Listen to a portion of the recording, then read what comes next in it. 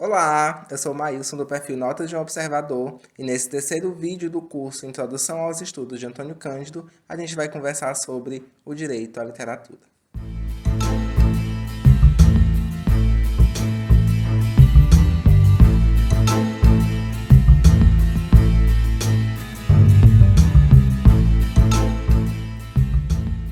Na aula passada, em que a gente conversou sobre a ideia de literatura relacionada às questões sociais, a gente percebeu o quanto que essas duas grandes esferas, né, estão ligadas, e isso suscita uma questão muito interessante que vai permear toda a aula de hoje, que é o quanto que a literatura pode ser considerada um direito fundamental. E para isso eu trouxe o texto do Antônio Cândido chamado Direito à Literatura, para a gente conversar um pouquinho sobre essa construção dessa ideia de direito associada à literatura, que na grande maioria das vezes é pensada como um objeto de fruição. Esse texto está inserido no livro Vários Escritos, ele foi inserido na terceira edição, né? E esse texto ele foi escrito em 1988, ali dentro daquele contexto de redemocratização do país. É interessante a gente pensar, né, que esse livro, Vários Escritos, assim como a grande maioria das obras do Antônio Cândido, tem textos sobre várias temáticas, sobre várias questões, mas esse especificamente faz com que a gente olhe para o período histórico em que ele foi escrito, que ele foi pensado, né? Ele vai fazer com que a gente observe que momento que ele foi proposto, até porque isso vai fazer muito sentido com as problematizações levantadas pelo autor. Esse texto, só para a gente contextualizar, ele foi escrito ali mais ou menos no período em que a Constituição Federal de 1988 estava sendo implementada. E a discussão entre direitos humanos e literatura estava muito acalorada. É tanto que dentro de todas as páginas desse texto, o autor vai fazer com que a gente reflita sobre a contrariedade do que ele vai chamar de alma humana. Porque, assim, a partir do momento que a gente pensa na literatura como algo de fruição e a gente propõe isso como um direito, a gente vai perceber como que a gente precisa transformar os direitos humanos em uma lei para fazer com que as pessoas pensem nas necessidades do próximo e não só nas nossas, né, no seu indivíduo. É interessante a gente pensar nisso porque quando a gente reflete sobre a importância de se problematizar direitos humanos, e aqui em 1988 o autor vai mostrar que era algo necessário, e em 2020 não é diferente. Inclusive eu gosto de pensar que Aliás, eu gosto de pensar, não, eu vejo como algo ainda mais necessário, que mesmo depois de tanta problematização, tanta reflexão, muita coisa ainda precisa ser pensada, ser refletida.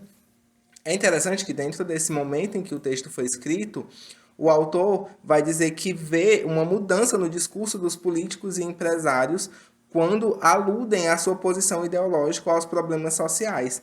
E olha que interessante, a gente está ali no período de pós-ditadura militar, então pensar sobre questões sociais era algo visto como positivo. Então, quando você tinha um discurso que ia contra essa ideia de justiça social, você era mal visto. E é interessante que hoje em dia, inclusive, tem alguns vídeos aqui no YouTube, eu vou deixar linkado aqui embaixo, que vão falar justamente sobre isso, que atualmente você ser de direita, abertamente de direita, tem sido visto, entre muitas aspas, como algo positivo para algumas pessoas. Então, nesse período em que o texto foi escrito, o autor estava vendo essa abertura política, essa tentativa de mostrar que os discursos pareciam, como é que eu posso dizer, pareciam favoráveis a uma tentativa de sanar a injustiça social. Contudo, apesar dos discursos levarem a essa reflexão, a gente não pode dizer que as coisas melhoraram tanto. Nós tivemos muitos avanços, muitas melhoras, mas muita coisa ficou apenas nos discursos. Tá? Em relação ao texto Direito à Literatura, vale só a gente ressaltar que o autor vai problematizar uma questão muito interessante. Quando a gente problematiza direitos humanos, a gente vai perceber que muita coisa, muita injustiça, muito problema social pode ser resolvido muito facilmente com os avanços tecnológicos que a gente tem hoje. Aí ele fala no período em que o texto foi escrito, e em 2020 essas tecnologias são ainda maiores. E o que é problemático dentro dessa reflexão, né? Quando a gente tem o avanço das tecnologias mostrando que é possível realizar as utopias, né, sociais, né, o socialismo, digamos assim, a gente tem, em paralelo a isso, um grupo de pessoas que são beneficiadas, que são portadoras do gerenciamento dessas tecnologias que não fazem nada para que essas demandas sociais sejam sanadas. E aí ele vai mostrar para a gente, né, dentro da sua análise, como que o período, a questão da barbárie humana está ligada à questão da evolução da civilização. Que por mais que o ser humano tenha conhecimento e detenha poderes tecnológicos e científicos, o fato de estarmos sempre olhando para dentro, para nós, para o indivíduo, isso acaba deixando a reflexão sobre direitos humanos, os direitos sociais, a questão com o outro, apenas na esfera do discurso.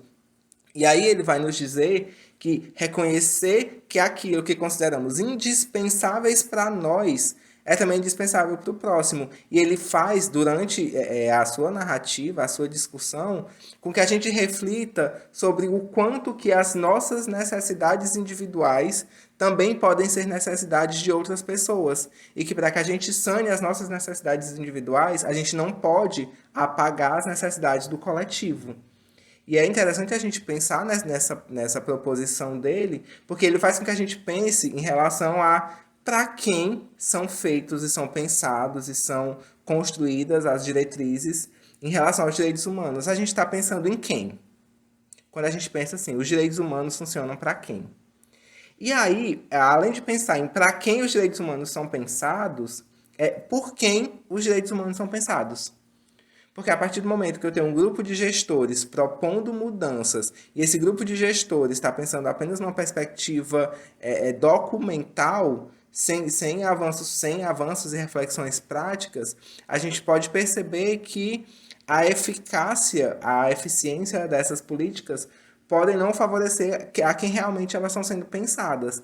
E quando a gente reflete nessa questão do que vem a ser o direito, vale a gente dar dois passos para trás para pensar no que o Antônio Cândido vai falar sobre o que é literatura, o que ele chama de literatura, para que a gente pense nessa literatura enquanto um direito. E aí ele vai dizer, né, que a literatura, de maneira mais ampla, né, numa perspectiva mais global possível, são todas as criações de toque poético, ficcional ou dramático em todos os níveis de uma sociedade, em todos os tipos de cultura, desde o que chamamos folclore, lenda, xiste, até as formas mais complexas e difíceis da produção escrita das grandes civilizações. Ele vai fazer com que a gente pense que literatura é tudo aquilo que está para além do real. E aí ele vai fazer uma reflexão muito interessante sobre o sonho, que sempre que a gente foge daquilo que é real, que a gente ficciona, idealiza, reflete, projeta alguma coisa, isso pode ser pensado como literatura. E a partir do momento que a gente tem uma questão que é comum, o fato de sonhar, de projetar, de imaginar, de idealizar, como algo comum, essa literatura, né, esse globo de questões, de criações, também acaba se tornando uma necessidade individual, consequentemente política. Só que quando a gente pensa nessa necessidade individual e coletiva, e a gente volta para a questão dos direitos humanos, a gente pensa, tá, quem está pensando, quem está construindo, quem está refletindo essas ideias, essas leis de direitos humanos. E aí é pensado, vale a pena a gente levantar a ideia de que critérios são pensados, são propostos para determinar o que é direito, o que é dever, o que é direito de todos, o que é direito de uma parte, enfim. Que critérios são pensados? Até porque, é como eu falei, se a gente pensa que esses critérios são pensados pelas pessoas que não estão vivendo naquela situação ou não têm nenhum tipo de vivência, qual a chance disso ser positivo? E aí eu lembro muito de Quarto de Despejo, da Carolina Maria de Jesus, que ela vai falar sobre a ideia de o Brasil precisar ser presidido, né, ser direcionado, dirigido, na verdade, por alguém que já sentiu fome, que já passou fome. E é interessante que quando a gente pensa nisso, a gente vai saber que as políticas pensadas por essas pessoas têm uma chance maior, não vou dizer que será completamente positiva, né? Mas existe uma chance maior de atingir a quem realmente precisa. Esse texto traz uma reflexão muito interessante sobre essa ideia dos bens, do que Antônio Cândido vai falar, sobre bens incompressíveis e os compressíveis. E para isso, vale a gente pensar, né, nesses bens que são fundamentais, né, e os não fundamentais. E aí, o que seria uma coisa fundamental, né? O que determina que um bem, que um objeto, um direito, ele é fundamental para todo mundo e o que ele não é? Por que ele não é fundamental?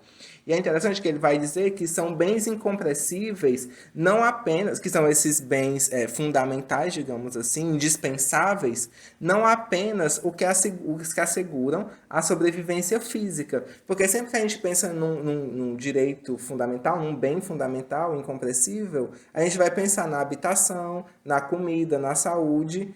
Mas Antônio Cândido vai problematizar e dizer que não são apenas as questões, né, os bens que asseguram a sobrevivência física em níveis decentes, né, comida, casa, roupa, mas aqueles que garantem uma integridade espiritual. Porque de que adianta você ter uma casa, uma comida, mas não ter consciência dos seus direitos, consciência da sua individualidade, da sua relação com o social, da sua relação com o coletivo? E aí a gente vai pensar em como que pensar nesses bens incompressíveis vai fazer com que a gente projete essa ideia de que, às vezes, o que é fundamental para uma pessoa não é fundamental para outra. E quem define o que é fundamental? Quais os critérios, né, que são levados em consideração? E ele vai fazer essa distinção muito bem aqui quando ele vai falar que os bens compressíveis e incompressíveis estão ligados, ao meu ver, né, nas palavras dele, ao problema de direitos humanos, pois a maneira de conceber a estes depende daquilo que classificamos como os bens incompressíveis ou os que não podem ser negados a ninguém, que é o que eu vinha falando. E aí, quando a gente pensa nessa ideia de bens que não podem ser negados, a gente vai ser direcionado de forma quase que abrupta dentro do texto para um conceito que ele vai chamar de utilidade marginal, que está relacionado exatamente ao valor em que uma coisa depende, em grande parte, a necessidade relativa. Ou seja, às vezes a gente tem uma utilidade, uma necessidade para alguma coisa, a gente dá essa necessidade para alguma coisa mais do que ela realmente é ou menos do que ela realmente é. Às vezes, por conta de como que a gente interage com esse bem, com esse objeto, com esse direito. E aí, quando a gente pensa nessa ideia de direito fundamental, porque assim, a gente pode pensar numa proposta de uma cadeia de eventos. A gente pensa numa necessidade, né? A gente pensa assim, existe uma necessidade que precisa ser sanada. Essa necessidade, e aqui o Antônio Cândido vai falar a necessidade numa perspectiva de fabulação, de idealização, de projeção, né? Num termo mais didático, né? Essa necessidade, uma necessidade humana, vai gerar a ideia de um direito fundamental. E esse direito fundamental vai fazer com que a gente reflita sobre o que vem a ser esses direitos humanos, a partir do momento que eu identifico que essa necessidade de fabulação, de reflexão, de construção do meu eu, né, do meu eu enquanto sujeito, vai gerar um direito humano, eu preciso pensar em todas as formas de garantir isso. E aí eu gosto de pensar numa perspectiva de, a partir do momento que eu penso nessa necessidade de fabulação, nessa necessidade da literatura enquanto um direito, esse direito, a partir do momento que eu garanto esse direito ao acesso à literatura, eu também preciso garantir outros direitos que vêm atrelados a esse. E um deles é o direito ao acesso físico, ou seja, eu preciso garantir que as pessoas tenham acesso ao objeto livro, ao objeto literário, ao objeto de criação literária. Além disso, eu preciso garantir outro tipo de acesso. O acesso à intelectualidade ou ao intelecto trazido pelo objeto livro. Por exemplo, de que adianta eu garantir uma biblioteca de qualidade nas escolas públicas, mas eu não garanto o ensino de qualidade? Então, de que adianta eu ter livros extremamente complexos e políticos disponíveis para uma sociedade analfabeta ou analfabetos funcionais? Então, o acesso está para além do acesso ao objeto. Tá? O acesso à leitura, à interpretação, à decodificação dessas informações. Então, eu preciso pensar nessa cadeia de informações que vão ser geradas a partir do momento que eu determino, que eu penso, que eu proponho a literatura e tudo aquilo que vem com ela como um direito fundamental. E aí, para garantir, para fortalecer essa ideia da literatura como um direito fundamental, eu posso pensar, eu posso utilizar a ideia de a literatura enquanto um objeto de função humanizadora. A partir do momento que eu tenho um contato com uma obra, com um texto, com um conteúdo que vai me fazer olhar para dentro, isso vai fazer com que eu me humanize de alguma forma. Então eu consigo aprender, decodificar informações de vivências, de culturas, de espaços, de momentos históricos em que eu não vivi a partir do contato humanizador com a literatura. E aí, pensando nessa perspectiva humanizadora da literatura, de que adianta eu propor para alunos do ensino médio, por exemplo, a leitura de Dom Casmurro, se eu não consigo fazer com que os meus alunos decodifiquem a história, a sociedade, a cultura daquela obra, para que o aluno consiga acessar para além das linhas, ou para que o aluno tenha acesso para além do objeto. Né? E aí vem uma coisa que eu gostei muito de trazer esse texto para cá, porque quando a gente pensa na literatura enquanto direito, e voltando um pouquinho também para a aula anterior, de como que a literatura e a sociedade elas estão atreladas, e de como os textos do Antônio Cândido, por mais que tenham sido escritos no século XX, faz com que a gente reflita muito com o nosso momento atual. Então, por exemplo, quando eu penso num texto de 1988, que problematiza a literatura enquanto direito, e eu olho para o momento atual, 2020, agosto, e eu vejo uma proposta de reforma tributária e taxação de livro, eu penso até que ponto todo esse debate de literatura enquanto direito está sendo pensado hoje. De quanto que aqueles avanços de reflexões e discursos políticos e ideológicos feitos há alguns anos atrás, há um pouco mais de 30 anos, estão sendo considerados hoje. E aí eu trago essa charge que eu achei ela muito ilustrativa para a gente começar a conversar um pouquinho sobre essa ideia da reforma tributária, que ela vai dizer, esse jovem senhor vai dizer o seguinte, nós vamos cobrar impostos sobre o livro porque ele é coisa de rico. Já iates, jatinhos, helicópteros e grandes fortunas seguem isentos para dar um alívio para meu povo. E aí aqui a gente entra numa discussão muito interessante, porque existe muito esse estereótipo do livro enquanto objeto destinado para pessoas ricas.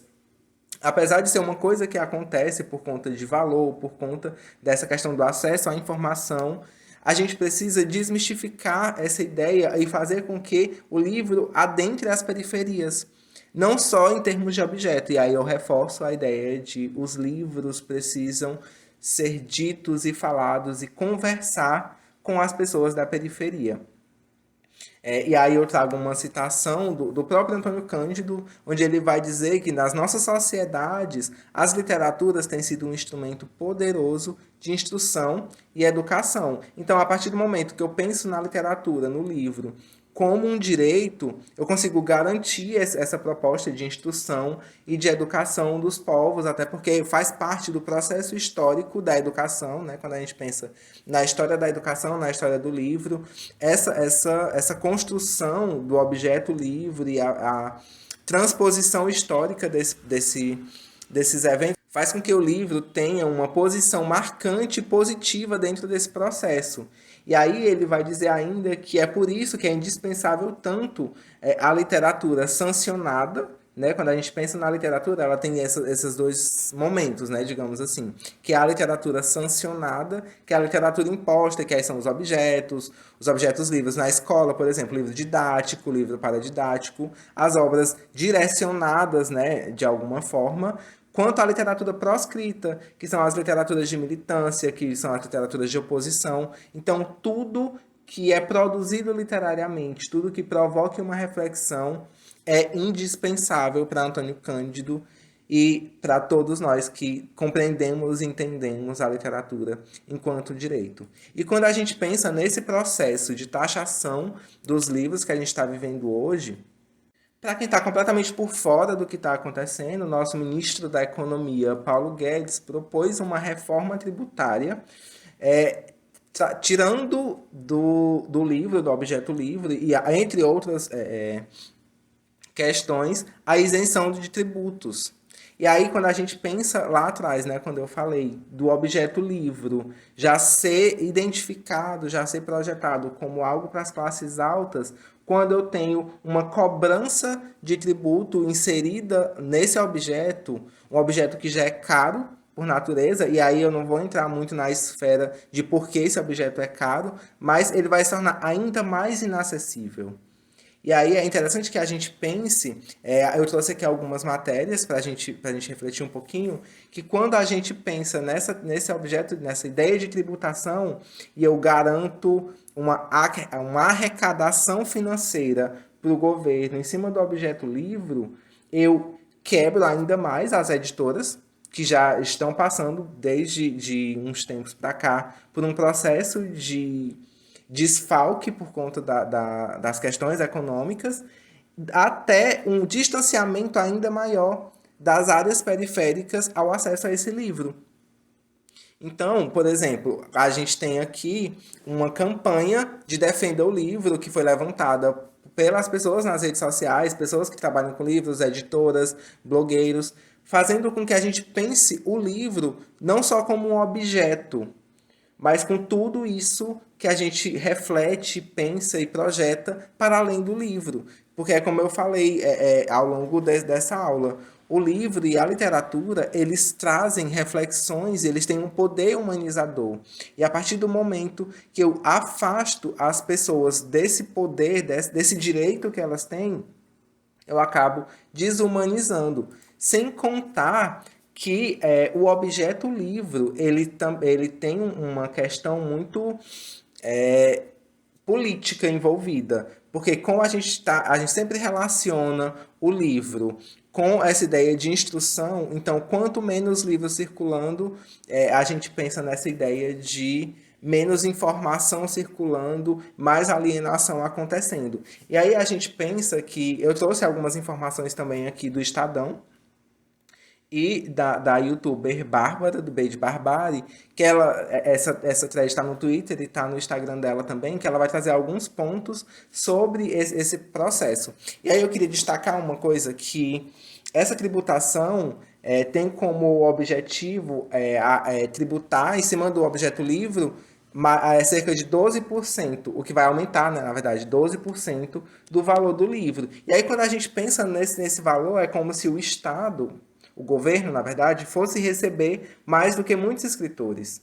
Existe uma pesquisa circulando por aí, eu vou deixar todos os links aqui embaixo, que os escritores recebem, em média, 10% do preço de capa. Então, se eu tenho um tributo que vai cobrar 12% do livro, o governo vai receber mais do que os escritores, que são as pessoas responsáveis por produzir aquele material. Além disso, vale frisar aqui que essa isenção de tributos foi proposta por Jorge Amado em 1946, né, quando ele era da Câmara, e mesmo no período da ditadura militar, isso não foi mexido. Por que isso é tão relevante agora?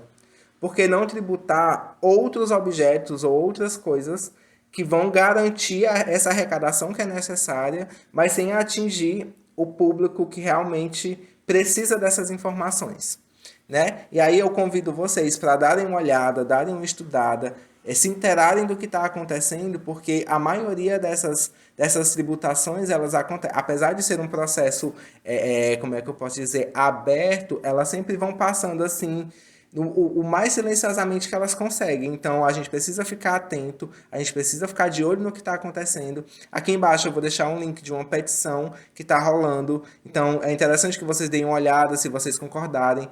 Eu queria pedir que vocês assinassem também, né? E aí eu queria deixar uma reflexão sobre tudo isso que a gente conversou até aqui, que para que a gente pense também sobre como que historicamente esse direito à literatura foi avançando, né, com seus altos e baixos. E aí eu gostaria que vocês pensassem, né, provocassem aí, vocês podem deixar nos comentários aqui embaixo, vocês podem falar com a gente nas redes sociais, comigo ou com o Dalton, sobre a quem, né, essa reforma vai servir, né, a quem essa reforma ela é direcionada. Além disso, a quem essa reforma pretende atingir, ou mesmo que ela não pretenda, quem será atingido com essa reforma? Uma mensagem que eu queria deixar, né, se o objeto livro, né, ele é pensado historicamente como algo que pode prejudicar, né, e aí eu trago aqui, né, se o objetivo histórico é acabar com os livros, e eu falo histórico porque a gente tem episódios de queima de de livros sendo banidos, e isso não é uma coisa, sei lá, do século XV para do século XV, é tipo coisa desse ano, do ano passado. Tipo, livros sendo banidos, livros sendo queimados. Então, se o objetivo dessas pessoas é acabar com os livros, a gente precisa se apropriar deles e fazer deles armas, tá? E só para recapitular, a gente conversou um pouquinho sobre o direito à literatura e nessa perspectiva, pensando a literatura como um direito fundamental, nessa perspectiva da função humanizadora da literatura, e a gente problematizou um pouquinho sobre quais os critérios que são pensados para garantir isso como direito, e como que os direitos humanos dialogam com todas essas questões. A gente conversou um pouquinho sobre esse processo de tributação. E aí, como tem muita informação chegando, muita coisa muda diariamente, eu queria convidar vocês também para pesquisarem, se informarem e ficarem a par do que está acontecendo, até para a gente evitar que esse tipo de retrocesso aconteça. E para o vídeo de amanhã, a gente vai trazer o texto A Literatura de Dois Gumes. Por que eu pensei nesse texto? Porque quando a gente pensa nesses retrocessos que vem acontecendo dos últimos anos para cá, vale a gente começar a discutir um pouquinho sobre a literatura e o seu papel de colonização, a sua reflexão com essa ideia de colonização e de como que a literatura está relacionada nesse meio, tá bom? Então, acho que é isso. Amanhã tem a penúltima aula. Espero vocês. Até mais.